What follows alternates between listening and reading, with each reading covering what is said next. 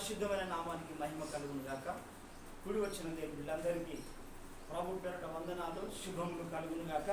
YouTube ద్వారా వాక్యం వింటున్న బిడ్డలందరికీ కూడా ఆశీర్వాదం కలుగును గాక. ఆమేన్.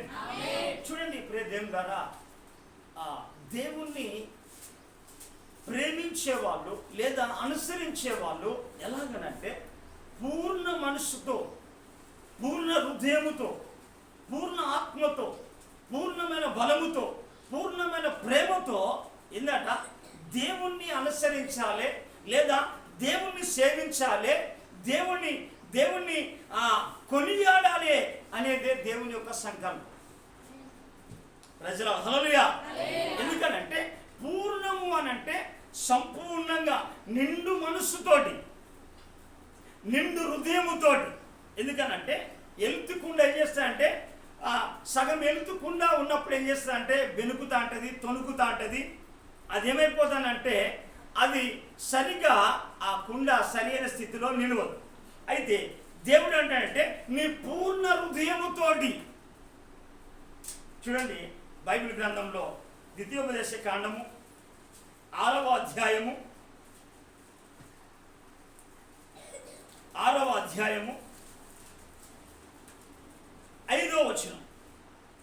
నీ పూర్ణ హృదయముతోను, నీ పూర్ణ ఆత్మతోను, నీ పూర్ణ శక్తితోను నీ దేవుడైన యెహోవాను ఎందుకనంటే నీ దేవుడైన యెహోవాను ప్రేమించవలెను. అంటే పూర్ణం అంటే సంపూర్ణమైన దానితోటి మనం ఏం చేయాలంటే అప్పుడు దేవుణ్ణి పూర్ణ హృదయముతోటి, పూర్ణ శక్తితోటి, పూర్ణ బలముతోటి, అయితే పూర్ణ ఆత్మతోటి ఏం చేయాలంటే నీ దేవుడైన యెహోవాను ప్రేమించవలెను. ఈ పూర్ణము కాని ఎడల ఎందుకనంటే తర్వాత వాళ్ళ జీవితము సరిగ్గా ప్రేమించడం కానీ, ఆరాధించడం కానీ, దేవుణ్ణి అనుసరించడం కానీ, దేవుని యొక్క వాక్యాన్ని ధ్యానించడం కానీ కుదరని పని. వారికి దేవుని నుండి ఎలాంటి సహాయం కూడా కలగదు లేదా నెమ్మది కూడా కలగదు అని దేవుని లేఖన భాగం సెలవిస్తుంది. ఎందుకనంటే దేవుని దగ్గరికి వచ్చినప్పుడు పూర్ణ హృదయముతో రావాలి, పూర్ణ ఆత్మతో రావాలి, పూర్ణ శక్తితోటి దేవుణ్ణి మనము ప్రేమించే వారమై ఉండాలి, ప్రేమించే వారమై ఉండాలి. ప్రేమించకపోతే ఆ దేవుణ్ణి మనం కనుగొనలేకపోతా ఉంటాం, దేవుణ్ణి తెలుసుకోలేకపోతా ఉంటాం. ఎందుకనంటే పూర్ణము అన్నప్పుడే ఆ పూర్ణమైన ఎందుకనంటే ఎవరిని మనస్సు ఎందుకనంటే ఆయన పైన ఆనుకుంటుందో ఏమంటాడంటే పూర్ణ శాంతి గలవానిగా చేసి నేను కాపాడుతా అన్నాడు. ఎవరిని మనసు ఎందుకనంటే పూర్ణమైన హృదయముతోటి, పూర్ణమైన శక్తితోటి. ఎందుకనంటే నీ దేవుడైన యెహోవానట ప్రేమించాలి అని దేవుని యొక్క లేఖన భాగం సెలవిస్తుంది. అందుకే మన ఇర్మియాను మనం చూడవచ్చు. ఇర్మియా ప్రవక్త, ఇర్మియా గ్రంథము చూడండి. అక్కడ యూదా జనాంగం అంతా ఏం చేసిందంటే వాళ్ళందరూ కొన్ని చోట్లకు ఏమైపోయిందంటే వాళ్ళు వెళ్ళగొట్టబడి వాళ్ళ పరిస్థితులు ఆ జిన్లో నుంచి ఆ దినాల్లో ఏం చేసిందంటే పూర్ణంగా లేకపోతే వాళ్ళు ఎలాంటి పరిస్థితులు ఉన్నారు అని అంటే వాళ్ళు చూడండి, మనం ఇక్కడ చూడవచ్చు 29వ అధ్యాయం. వారు ఆనాడు సేవకుల మాట కానీ వినని పరిస్థితిలో ఉన్నప్పుడు వాళ్ళు ఎలా తయారైండు అని అంటే ఇక్కడ మనం చూడవచ్చు. చూడండి 29వ అధ్యాయము 19వ వచనం మనం చదువుదామా. గనుక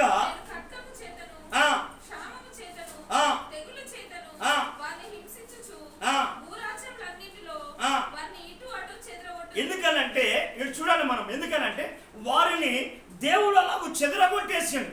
ఖడ్గం పాలైపోయారు, కరువుల పాలైపోయారు. ఎందుకు అనంటే వారు యూదా ప్రజలు వాళ్ళు ప్రవక్తల మాట కానీ, సేవకుల మాట కానీ, తర్వాత అక్కడ దేవుని మాట కానీ విన్నట్టుగా లేదు. చూడాలేడు. వాళ్ళు విన్నట్టుగా లేదు కనుక వాళ్ళు ఏం చేసిందంటే వాళ్ళు చెదరగొట్టబడ్డారు. చెదరగొట్టబడి వాళ్ళు ఏమైపోయారంటే నేను వారిని తోలివే జనులందరిలో ఏమైపోయినాడ శాపాస్పదంగా మారిండు. విస్మయమునకు కారణంగాను అపహాస్యమునకు గాను నిందాస్పదంగా ఉండినట్టుగా ఏం చేసిందంటే వారందరినీ కూడా ఆ విధంగా అలాగ చెదరగొట్టి. చూడండి, గమనించాలి.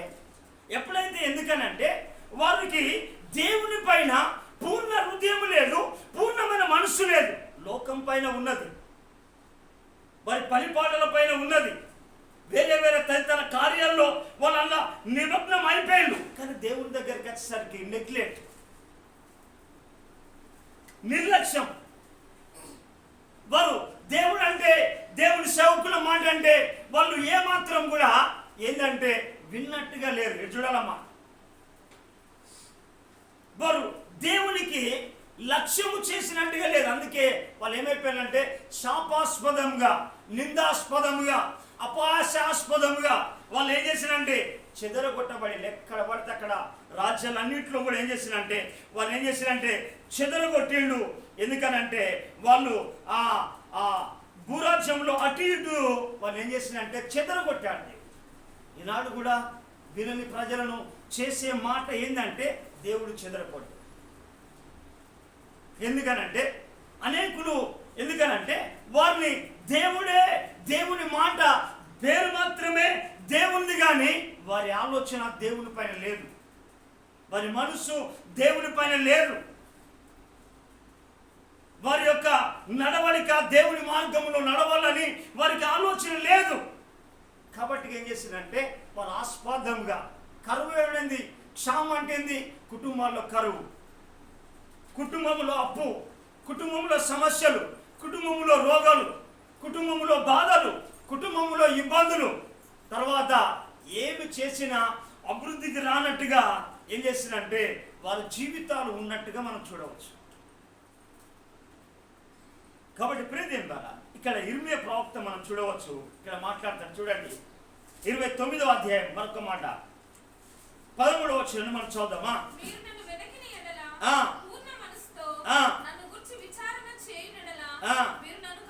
చూడండి, ఎందుకనంటే పూర్ణంగా ఉన్నప్పుడే దేవుణ్ణి కనుగొనగలుగుతుంది. చాలా ఎందుకనంటే దేవుణ్ణి నువ్వు పూర్ణ హృదయముతోని వెతికినప్పుడే దేవుణ్ణి కనుగొనగలుగుతావు, దేవుని మార్గములో నడవగలుగుతావు, దేవుని యొక్క ఆజ్ఞను అనుసరించగలుగుతాడు. ఎందుకు అనంటే వాళ్ళు వచ్చిళ్ళు మళ్ళీ ఎలా వచ్చిందంటే చెదరగొట్టిన తర్వాత వాళ్ళు వచ్చేసిందంటే దేవుడు ప్రార్థన చేస్తే ఆలకిస్తాడు కదా అనుకున్నారు. వాళ్ళు అనుకున్నారు ఎప్పుడు పోయినా కానీ దేవుడు ప్రేమించే దేవుడే కదా, దేవుడు ఎట్లా పోయినా చేస్తా అంటాడు, ఎప్పుడొచ్చినా చేర్చుకుంటా అంటాడు అని అనుకొని వాళ్ళు ఏం చేసిందంటే వాళ్ళు ప్రార్థన చేయడానికి వచ్చినప్పటికి కూడా ఎందుకనంటే ఇక్కడ ఏమంటాడు చూడండి 12వ వచనంలో అక్కడ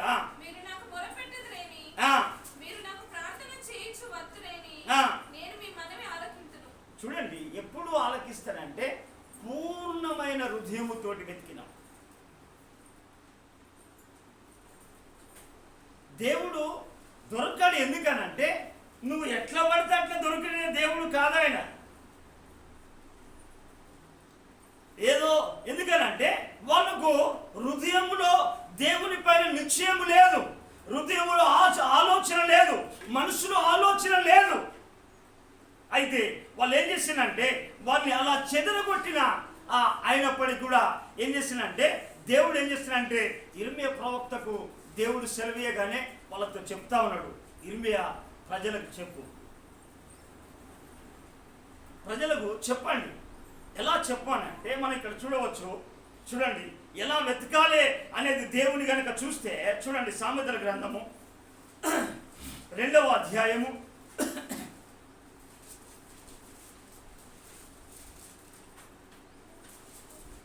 4వ వచనమా.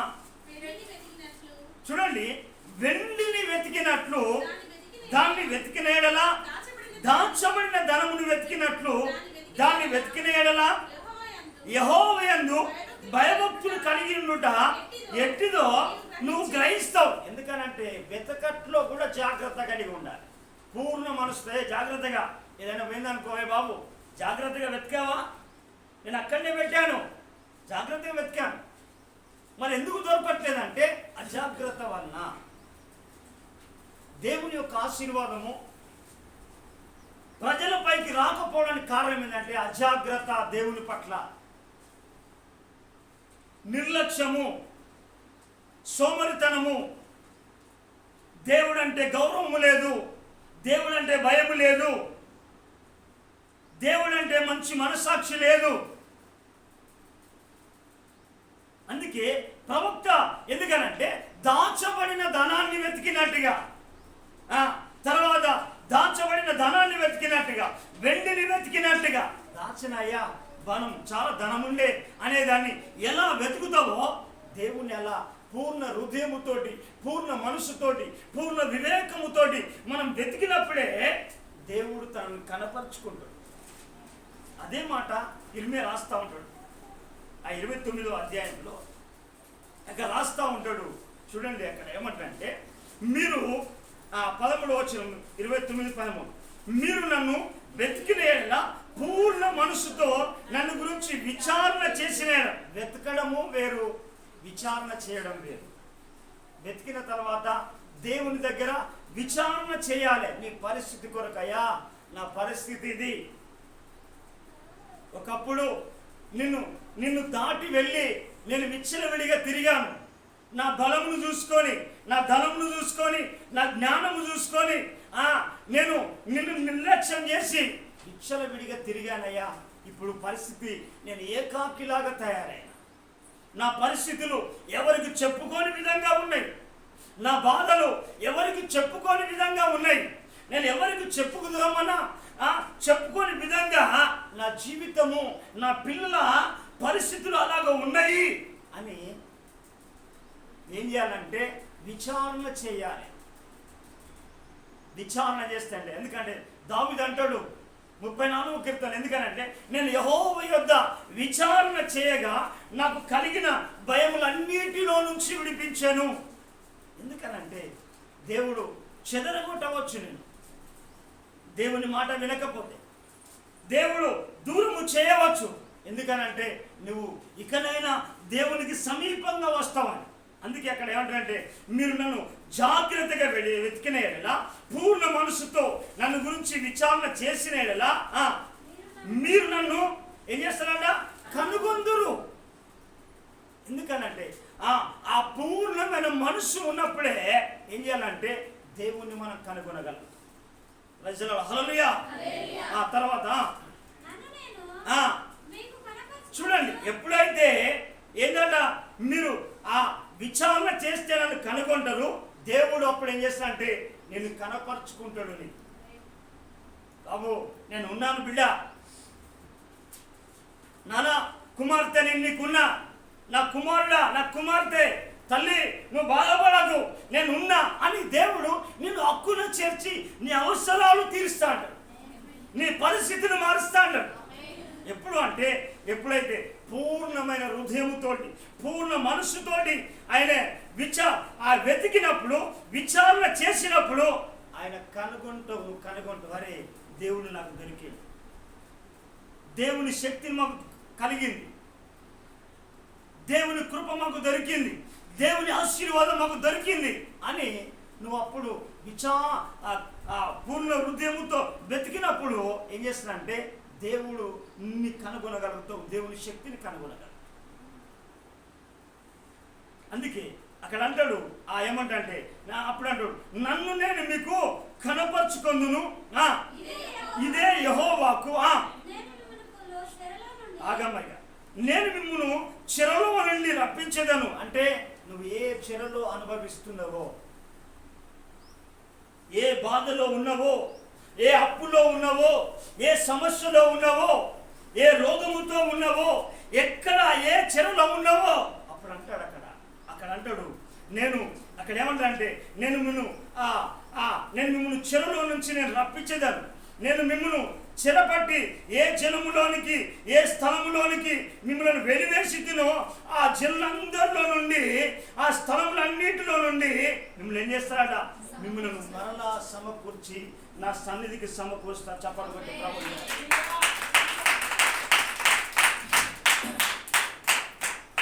ఎందుకనంటే దేవుణ్ణి అలాగున మనము వెతికినప్పుడే ఆ పూర్ణ హృదయముతో, పూర్ణ ఆత్మతో, పూర్ణ శక్తితో మనం వెతికినప్పుడే దేవుణ్ణి కనుగొనగలుగుతాం.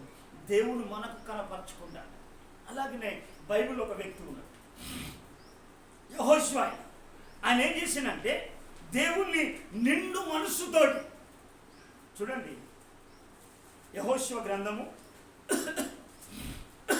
14వ అధ్యాయం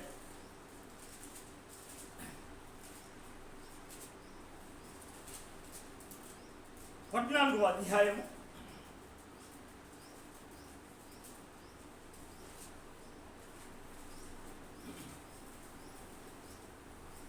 8వ వచనం. నాతో కూడా బయలుదేరి వచ్చిన నా సహోదరులు జనుల హృదయములను కరగచేయగా, అంటే జనులు కూడా బాధపడ్డారు. నేను నా దేవుడైన యెహోవాను నిండు మనసుతో అనుసరించితిని. చూడండి ఇక్కడ ఏం చేసిందంటే, ఈ యెహోషువ ఏం చేసిందంటే దేవుణ్ణి నిండు మనసుతోటి అనుసరించాడు. ఏమీ ఎలుతు లేదు. ఎందుకనంటే తన మనసులో కానీ, చూపులో కానీ, తన ఆలోచనలో కానీ ఏం చేస్తాడంటే నిండు మనసుతోటి అనుసరించాడు. అందుకే అక్కడ ఏమంటాడు చూడ, ఆ దినమున మోషే ప్రమాణం చేసి, నీవు నా దేవుడైన యెహోవాను నిండు మనసుతో అనుసరించితివి గనుక నీవు అడుగుపెట్టిన భూమి నిశ్చయముగా నీకును నీ సంతానమునకును ఎల్లప్పుడూ స్వాస్థ్యంగా ఉండుననెను. చెప్పండి కొట్టి ప్రభువు. చూడండి ఎప్పుడైతే అలాగూ అనుసరించిండో అంటున్నాడు, నువ్వు అడుగుపెట్టు స్థలము ఆశీర్వాదకరంగా మారుతుంది. నువ్వైతే అడుగుపెట్టే ఏ భూమి అయినా ఏదైనా కానీ నీకు సొంతం అవుతుంది. ఇప్పుడు అనంటే నిండు మనసుతోటి, అదే పూర్ణ హృదయముతో, పూర్ణ హృదయంతో. ప్రియదేని ద్వారా అలాగనే అన్నాడు ఏమనంటే, ఈ భూమిని నిశ్చయంగా నీకు నీ సంతానానికి ఎల్లప్పుడూ స్వాస్థ్యముగా ఉంటుంది. ఈ స్వాస్థ్యాన్ని ఎవరు తీసుకోరు అని దేవుడే అతనికి వాగ్దానం చేశాడు.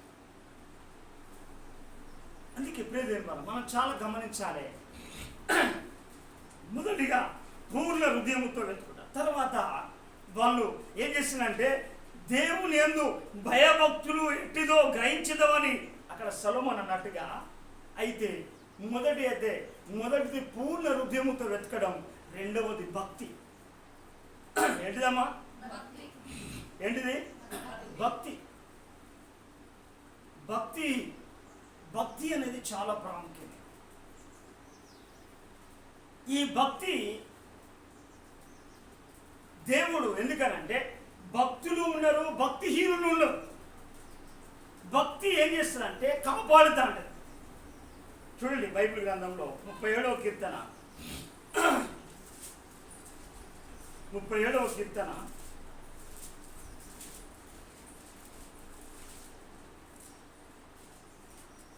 28వ వచనం.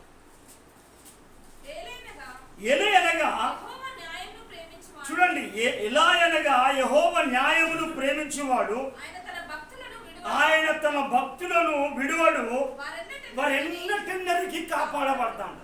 ఎవరు అంటే భక్తులు కాపాడబడతారు కానీ భక్తిహీనులు కాదు. అప్పుడు ఎందుకనంటే భక్తులు అనంటే ఎప్పటికీ దేవునితో నడిచేవాళ్ళు, దేవునితో సంబంధం కలిగిన వాళ్ళు, దేవుని మనసు కలిగిన వారు, దేవుని ఆలోచన కలిగిన వారు. వాళ్ళు ఏంటంటే వారి భక్తి దేవునికి భయపడతా అంటారు. దేనికి భయపడరు లోకం. అందుకే ఏమనంటే ఆయన తన భక్తులను విడువడు, వారు ఎన్నటెన్నరికి కాపాడబడుతురు. భక్తిహీను కానీ భక్తిహీనుల సంతానము నిర్మూలన. అందుకే ప్రియదేని ద్వారా మనం గమనించాలే, భక్తులు భక్తిహీనులు ఉంటారు. అందుకే మనం గనక చూస్తే చాలా మంది ఎక్కడ చూసినా భక్తిహీనుల సంఖ్య కనబడతాడు. భక్తి భక్తులను కాపాడుతాడు కానీ భక్తిహీనులను కాపాడు. బైబిల్ చూడండి, యెషయా గ్రంథము 57వ అధ్యాయము 20వ వచనం.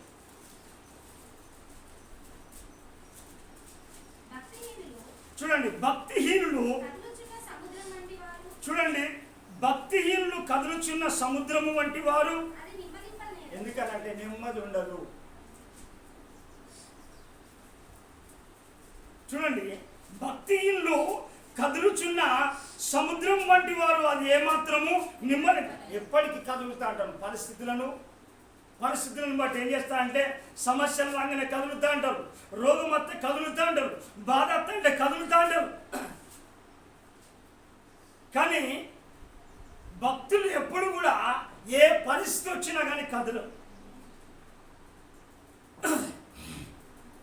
ఎందుకనంటే అక్కడ చూడండి, వారే దాని జలములు బురదను మైలను చూడండి పెరికి వేస్తా అంటది. ఎందుకనంటే చూడండి, ప్రేమ తెలియద వీళ్ళు ఆ మైల మీద కొట్టుకపోయినా మస్టులాగా ఏం చేస్తానంటే వీళ్ళు భక్తిహీనులు ఏం చేస్తానంటే దేవుడు ఈ అలల వంటి వాళ్ళు అన్నట్టు. ఈడ కనపడతానంటారు, ఆడ కనపడతాడు.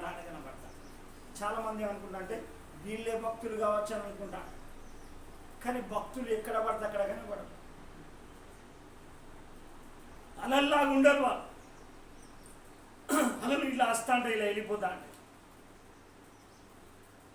అందుకే ఎప్పుడే దేని ద్వారా గమనించాలి. అందుకే వాళ్ళు చాలామంది ఈ భక్తిహీనులు ఎక్కువ ఏమైపోతుందంటే వారు ఆ భక్తిహీనుల మార్గం అట వారికి వెక్కసమగును అని అంటాడు. వెక్కసమ అంటే చూడండి, సామెతల గ్రంథం 16వ అధ్యాయం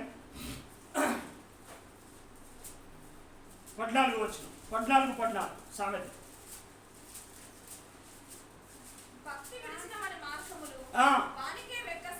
అంటే వారికే వారి మార్గాలు ఏమైతాయంటే అసహ్యాన్ని కలగజేస్తా ఉంటాయి.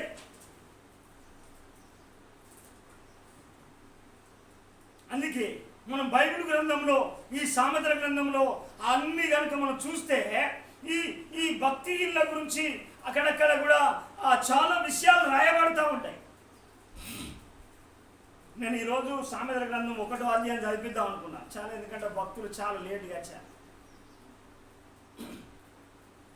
అయితే ఇక్కడ అంతా మనం చూస్తే భక్తిహీనుల జాబితా ఎక్కడ పడితే అక్కడ కనబడతా ఉంటుంది. చూడండి, మనం 10వ అధ్యాయంలో కావచ్చు, తర్వాత 11వ అధ్యాయంలో కావచ్చు, చూడవచ్చు. ఇక్కడ చూస్తే 10వ అధ్యాయంలో 4వ వచనంలో చూడండి, 3వ వచనంలో భక్తిహీనుల ఆశ భంగమైపోవును.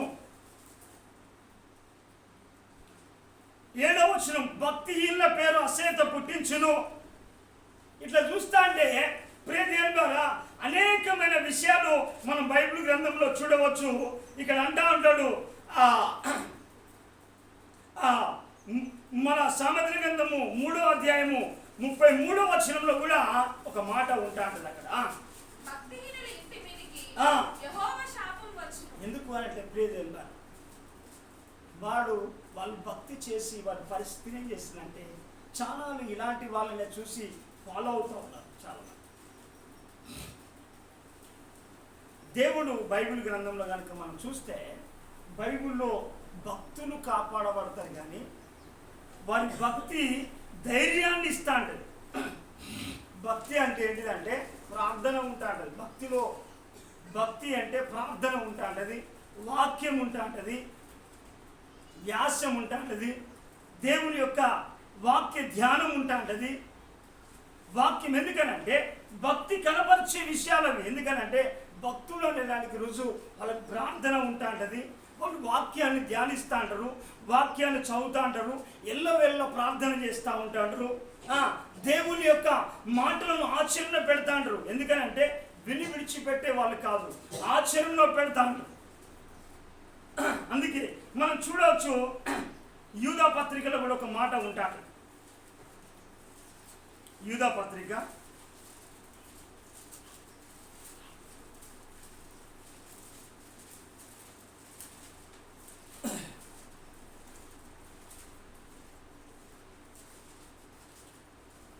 12వ వచనం నుంచి మీరు నిర్భయముగా చూడండి, వీరు నిర్భయముగా మీతో సుభోజనం చేయుచు తమను తాము నిర్భయముగా పోషించుకొనుచు మీ ప్రేమ విందులో దొంగ మెట్టలుగా ఏంటంట? ప్రేమ విందులో దొంగ మెట్టలు పెడతాడు. అంటే వీళ్ళ మాటలు ఎలా ఉంటాయంటే ప్రేమను కనపరచడానికి ఇలాంటి ఒక సూచనలు పెడతాను అన్నందుకు మనం గమనించవచ్చు. నయోమి రూతును మనం చూడవచ్చు. ఆమె ఓర్ప కపటమైన ప్రేమను చూపెట్టేసి ముద్దు పెట్టి దాటిపోయింది. అలాంటి స్వభావం. అందుకే అక్కడ అంటాడు చూడండి, వీరు గాలి చేత ఇటు అటు కొట్టుకొని పోవు నిర్జన మేఘాలుగాను. అంటే నిర్జన అంటే పనికిరాని మేఘాలు వస్తాంటాయి, వర్షం పడని మేఘాలు వస్తాంటాయి. అందుకే భక్తిహీనుని మాటలు కానీ వాని స్వభావం కానీ పనికిరాని, అది పనికిరాని. అందుకే అక్కడ వాళ్ళు ఏమంటారంట, నిర్జన మేఘములు గాను కాయలు రాలి ఫలము లేక 2 మార్లు చచ్చిన వేళ్లతో పెగిలింపబడిన చెట్లగాను ఉంటారట. ఎవరు? భక్తిహీనులు. అందుకే బాయిలో కప్ప ఏమంటది అంటే గిదే ప్రపంచం అనుకుంటా అంటారు. భక్తిహీనులకు అదే అనుకుంటా అంటారు. వాళ్ళు అక్కడక్కడ కొన్ని విషయాలు తెలుస్తూ ఉంటాయి, కొన్ని పాటలు వస్తాయి, తర్వాత కొన్ని విషయాలు మార్తమ్మ, మరియమ్మ, దావీదు కొన్ని విషయాలు తెలుసంటే వాళ్ళు చెప్తా అంటారు. బైబిల్ ఎంత భక్తులు అనుకున్నా. అంటే భక్తి నీ ప్రవర్తనను తెలియపరుస్తా. పరిస్థితులలో నీ భక్తి కనబడతా ఉంటుంది, పరిస్థితుల్లో నీ విశ్వాసం కనబడతా ఉంటుంది, పరిస్థితులలో నీ ప్రార్థన జీవితం కనబడతా ఉంటుంది. వాళ్ళు ఎందుకనంటే మనము అలాంటి ఆ వ్యక్తులను కనుక చూస్తే ఈనాడు ఎంత భక్తిహీనుల సంఖ్య పెరిగిపోయింది. అందుకే బైబిల్ చెప్పేది ఏంటంటే నాశన దినానికి వీళ్ళని సిద్ధపరిచిన అంటాడు దేవుడు. కీర్తన భాగంలో చూడవచ్చు, కీర్తన గ్రంథంలో చూడండి ప్రియ దేవుని ద్వారా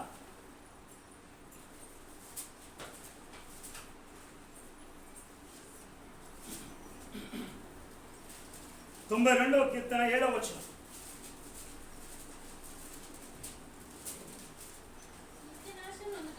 నిత్య నాశనం నొందుటకే కదా భక్తిహీనులు గడ్డి వలె చిగురించుదురు.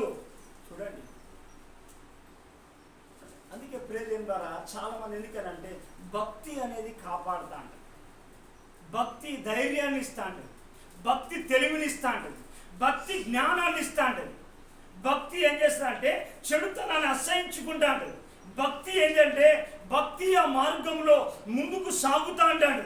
భక్తి అనేది ఆగిపోయేది కాదు, భక్తి అనేది.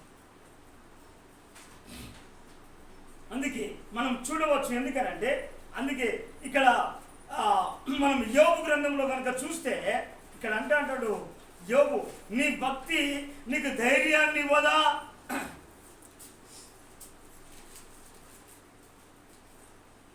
4వ అధ్యాయం 6వ వచనం. చూడండి, భక్తి అనేది ఏం చేస్తుందంటే దేవుని యందు భయభక్తులు కలిగి ఉండుట బహుధైర్యాన్ని పుట్టిస్తా అంటది. భక్తి ధైర్యం కోల్పోయే వాళ్ళు ఎవరంటే భక్తిహీనులు, దూరం అయిపోయేళ్ళు. ఎందుకనంటే ఈ పూట ఇక్కడ ఆ పూటకు అక్కడ ఉండే వాళ్ళంతా భక్తిహీనులే, భక్తులు కాదు. భక్తులు ఎప్పటికి కూడా స్థిరంగా ఉంటారు, దేనికి కూడా కదలలు. వారు దుర్వార్త కూడా జడియరు, భయపడరు భక్తులు వాస్తవం. అందుకే నేను త్వరగా ఎందుకనంటే ఇక్కడ సొలొమోను కూడా అదే విషయాన్ని కూడా ప్రస్తావన చేస్తా అంటాడు. ఇది బైబిల్ చదివితే ఇవన్నీ తెలుస్తా ఉంటాయి. సొలొమోను కూడా ఏం చేస్తాడంటే ఇదంతా దేవుని యొక్క వాక్యాన్ని తెలియపరుస్తా అంటాడు. సొలొమోను ఈ సామెతల గ్రంథంలో కనుక చూస్తే మనం చూడవచ్చు 1వ అధ్యాయంలో దాని విషయాలను బయలుపరుస్తూ ఉంటాడు. ఇక్కడ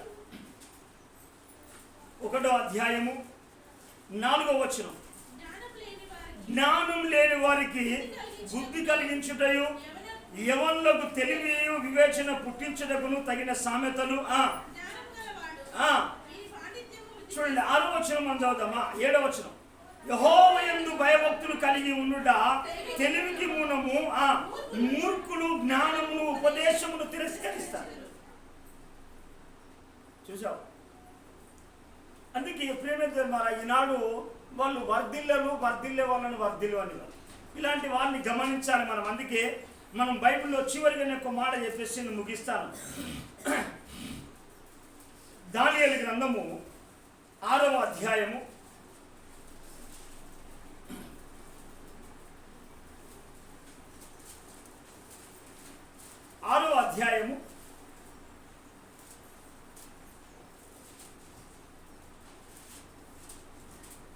23వ వచనం. రాజు ఇందుని గురించి అతి సంతోషభరితుడై దానియేలును గృహలో నుండి పైకి తీయడని ఆజ్ఞ ఇయ్యగా బండ్రౌతులు దానియేలును బయటికి తీసిరి. అతడు తన దేవుని యందు భక్తి గలవాడైనందున అతనికి ఏ హాని కలగలేదు. చెప్పలేదు ప్రభువు గారు. చూడండి, దానియేలు ఎలాంటి వాడంటే, దానియేలు దేవుని యందు భక్తి గలవాడు కనుక ఏం చేసినంటే అతన్ని దేవుడట ఏం చేసినంటే భక్తి గలవాడైన అతనికి ఏ హాని కలగకుండా ఏ రాజు సింహము బోన్లో వేసిండో ఆ రాజు ద్వారానే తీయబడినవాడు. హల్లెలూయా. నీ పరిస్థితులు అన్ని ముంచుకోపోయినా కానీ నీ భక్తి ఏం చేస్తా అంటే బయటికి తీసుకొస్తా అంటే నీ పరిస్థితులు అన్నిలో నుంచి. ఎందుకనంటే నేను ఒక సాక్ష్యార్థంగా నిలబెడతాను. ప్రజలు హల్లెలూయా. అందుకే దానియేలు ఎందుకనంటే దానియేలు ఎవరటంటే ఏ రాజు అయితే వేసిండో ఆ రాజే మరలా సింహం బోన్లో నుంచి బయటికి తీసుకొచ్చి అక్కడ ఎలాంటి సింహాలు కానీ ఏవి కూడా దానియేలుకు హాని చేసినట్టుగా లేదు. నువ్వు భక్తి చేస్తే ఏం చేస్తానంటే ఏది ఎంత మాత్రం కూడా హాని చేయదు. ప్రజలు హల్లెలూయా. నేను ఇంకొక మాట చెప్తా చూడండి ప్రేమ దేనివల్ల. ఇంకొక మాట, భక్తి అనే దానికి నిర్వచనం చూడండి. యాకోబు పత్రిక 1వ అధ్యాయం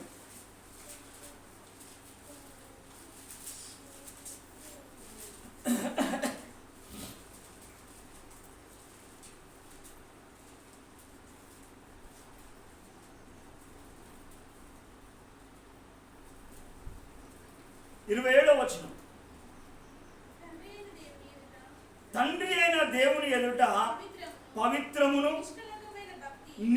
ఏంటిదంటే నిష్కలంకమైన భక్తి. ఎందుకనంటే ఏ కలంకము లేనిది, ఏ మచ్చ లేనిది, ఏ పాపము లేనిది భక్తి. ఎందుకనంటే తండ్రి అయిన దేవుని ఎదుట పవిత్రమును నిష్కలంకమైన భక్తి ఏదనగా.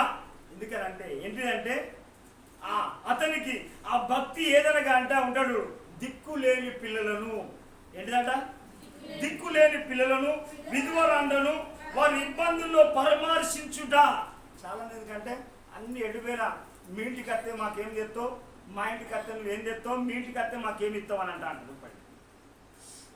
ఎందుకనంటే వీరు దేవుని చేత ఆశీర్వదించబడలే.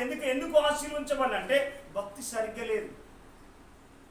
ఏమైనా తీసుకుందాం అనేది ఆలోచన.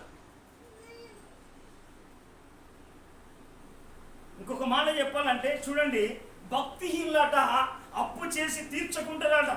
నేను చెప్పే మాట చూడండి, ఇక్కడ బైబిల్ గ్రంథంలో మనం చూడవచ్చు. కీర్తన గ్రంథంలో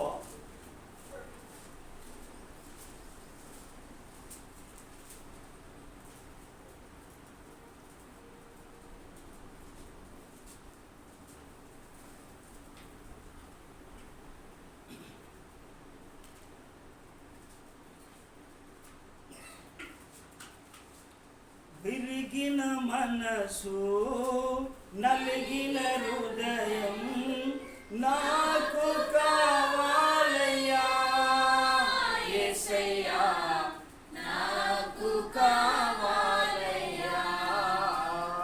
37వ అధ్యాయం 37వ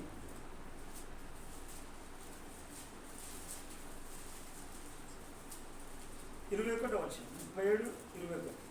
భక్తిహీనులు భక్తిహీనులు అప్పు చేసి తీర్చనయందురు. ఎందుకనంటే ఇలా స్వభావం తీసుకోవడమే తప్ప చెల్లించడం.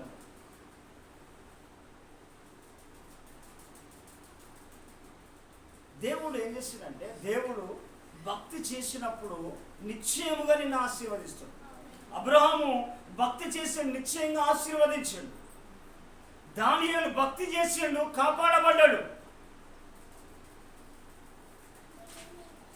అందుకే ప్రియ దేవుని ద్వారా మనం గమనించాలి. అందుకే ఇక్కడ ఏమంటారంటే, ఇక్కడ యాకోబు రాసే మాట ఏమంటారంటే, భక్తి అనగా దిక్కులేని పిల్లలను విధవరాండను వారి ఇబ్బందులు పరామర్శించుటయు, తర్వాత ఏంటిదట ఇహలోక మాలిన్యం, అంటే లోకములో ఏ పాపము అంటకుండా, ఏ రోగం అంటకుండా, ఏ అపవిత్రత అంటకుండా, ఏ మచ్చ అంటకుండా ఏంటంట కాపాడుకున్నటే తన భక్తి. భక్తి అంటే కోల్పోవడం కాదు, సంపాదించడమే భక్తి. ఎందుకనంటే ఈ భక్తిహీనుల జాబితా చూడండి, చాలా చాలా పరిస్థితులు భయంకరంగా ఉన్నాయి. అందుకే అక్కడ ఏంటంటే ఇహలోక మాలిన్యం తన కంటకుండా తనను తాను కాపాడుకొనుటయే. భక్తి ఏం చేస్తా అంటే కాపాడుతా. అందుకే దేవుడు ఏం చెప్పాడు, ఆయన ఆ భక్తులను కాపాడుతున్నాడా. ఎవరి చుట్టూ వారు దేవదూతలు ఉంటాయన్నాడు.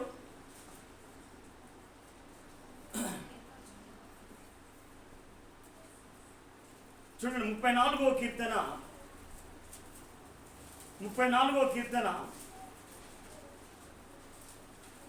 7వ వచనం.